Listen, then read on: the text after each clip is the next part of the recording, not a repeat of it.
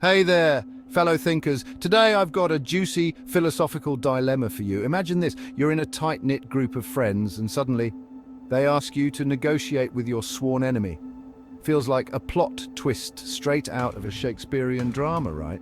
So what's really going on here? Some philosophers argue that if your friends want you to sit down with your enemy, the traitors have already struck a deal behind your back. But let's unpack this a bit. First, think about the nature of trust. Trust is the glue that holds friendships together. When your friends ask you to negotiate, it suggests they've already had some form of contact with your enemy. Why didn't they tell you earlier? Maybe, just maybe, they're testing your loyalty. But more likely, they've reached some understanding without you. Feels like a betrayal, doesn't it? Now let's dive into the psychology behind this.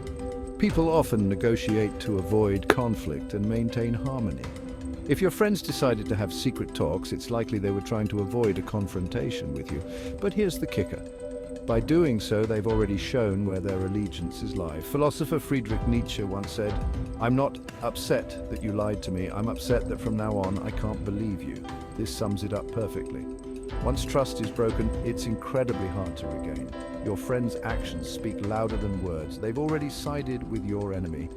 Let's take a step back and think about the purpose of negotiation. Ideally, it's about finding common ground and resolving conflict. But in this case, it's less about resolution and more about manipulation.